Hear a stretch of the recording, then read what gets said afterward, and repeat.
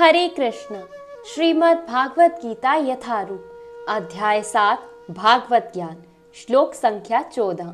प्रकृति के 3 गुणों वाली इस मेरी दिव्य शक्ति को पार कर पाना कठिन है, किंतु जो मेरे शरणागत हो जाते हैं वे सरलता से इसे पार कर जाते हैं। तात्पर्य, भगवान की शक्तियां अनंत हैं और ये सारी शक्तियां दिव्य हैं। यद्यपि जीवात्माएं उनकी शक्तियों के अंश हैं, अंततः दिव्य हैं, किंतु भौतिक शक्ति के संपर्क में रहने से उनकी पराशक्ति आच्छादित रहती है।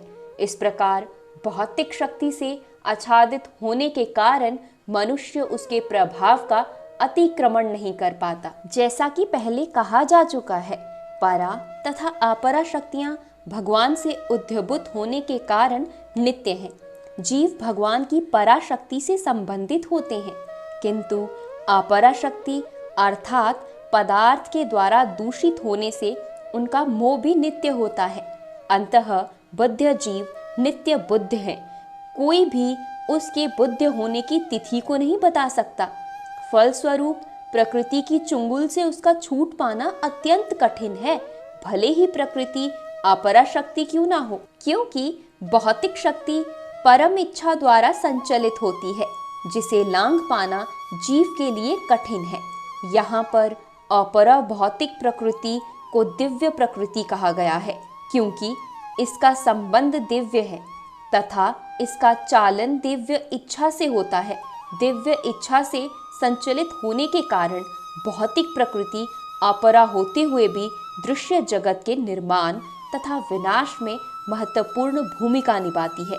वेदों में इसकी पुष्टि इस प्रकार हुई है, यद्यपि माया मिथ्य या नाश्वर है, किंतु माया की पृष्ठभूमि में परम जादूगर भगवान है, जो परम नियंता महेश्वर है। गुण का दूसरा अर्थ रस्सी है।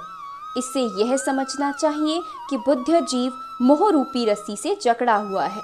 यदि मनुष्य के हाथ पैर बांध दिए जाएं, तो वह अपने आप को छुड़ा नहीं सकता। उसकी सहायता के लिए कोई ऐसा व्यक्ति चाहिए जो बंधा ना हो, क्योंकि एक बंधा हुआ व्यक्ति दूसरे बंधे व्यक्ति की सहायता नहीं कर सकता। अंततः रक्षक को मुक्त होना चाहिए। अंततः केवल कृष्ण या उनके प्रामाणिक प्रतिनिधि गुरु ही बुद्ध जीव को छुड़ा सकते हैं। बिना ऐसी उत्कृष्ट सहायता के भव बंधन से छुटकारा नहीं मिल सकता। भक्ति या कृष्ण भावनामृत इस प्रकार से छुटकारा दिलाने में सहायक हो सकते हैं।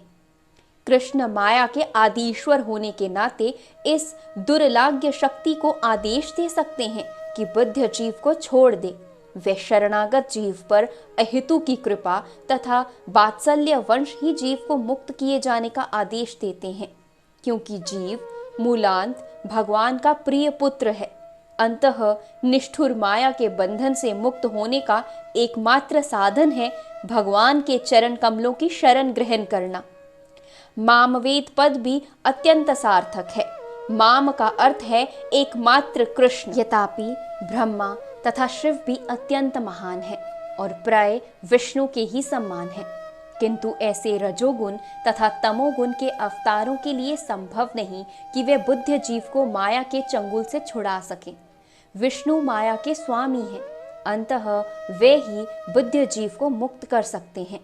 वेदों में श्वेताक्षर उपनिषद में अध्याय 3 में इसकी पुष्टि तमेव विद्युक्त के द्वारा हुई है, जिसका अर्थ है कृष्ण को जान लेने पर ही मुक्ति संभव है। शिव जी भी पुष्टि करते हैं कि केवल विष्णु कृपा से मुक्ति प्राप्त की जा सकती है, अर्थात इसमें संदेह नहीं कि विष्णु ही सबों के मुक्तिदाता हैं। हरे कृष्णा।